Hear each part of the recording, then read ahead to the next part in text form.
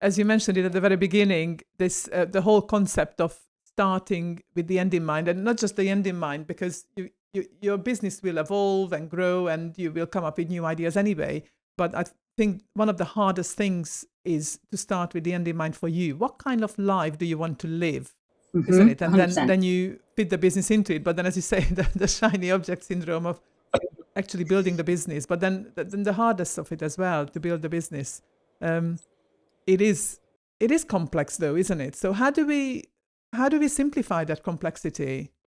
It is complex, and you can use technology to really help with that, especially in the age of AI. And we're seeing it. I mean, goodness me, I started using AI as early as possible, Okay. and I use it a lot. In fact, I've been playing this weekend building out a new client tracking application for myself to work out how much capacity I have to bring on new retainers and how much I've averaged allocating time out to which one, so I can just at a glance see what my capacity is, where I can add stuff, where I need to take stuff away, because I'm always looking at how can I improve my own systems, and also therefore apply that to clients as well, so that then they'd be like, what can I do here? And I always like to try things and have an understanding of it before I then say this could be a solution to you. But it is complex out there.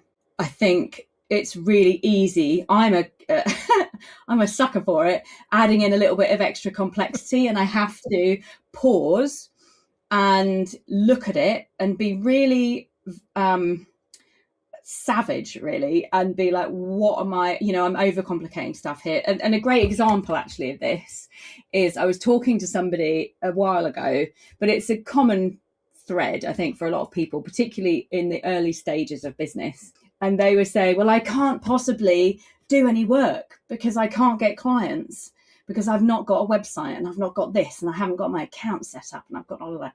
And I said, look, let's be really clear.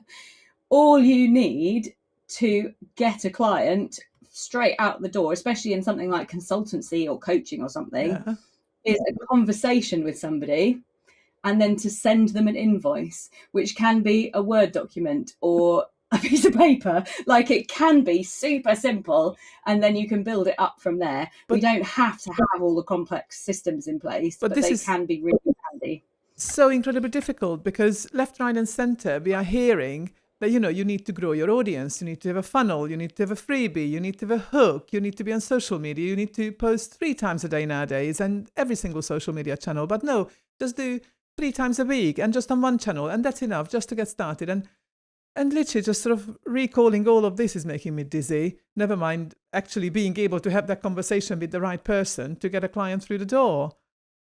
Yeah, and I think, especially when I speak to new businesses, it's super, super overwhelming. And I think we don't give ourselves enough of a pat on the back as more experienced businesses when we are juggling all of these things. Like, we are managing to post 5 times a week on social and send an email newsletter and build out a funnel and network and do all the different things. And I think you forget, a bit like driving a car. Once you've driven a car for a while, you don't think about changing gear, in a manual. You don't think about changing gear. You don't think about looking in the mirrors. You literally just instinctively do so much of it, which is how our brain works, right? It's built to automate things that we do often to make it easier for us to be able to focus on the things that matter. And I think for new businesses coming in, they just need to understand that unless you've got massive amounts of money to throw at something, and even that is probably not necessarily the best strategy, because if you don't understand something, then you could be throwing money at the wrong thing. That's absolutely true. I like to, say, start with one thing. One thing is better than none. 2 is better than 1. When in the case of marketing, right? So start with what you can do with the resources that you currently have available to you, and then build it up from there. Because if you do one thing really well, then you can then add on to that. Once that becomes that sort of automated instinctual piece, you can then grow that.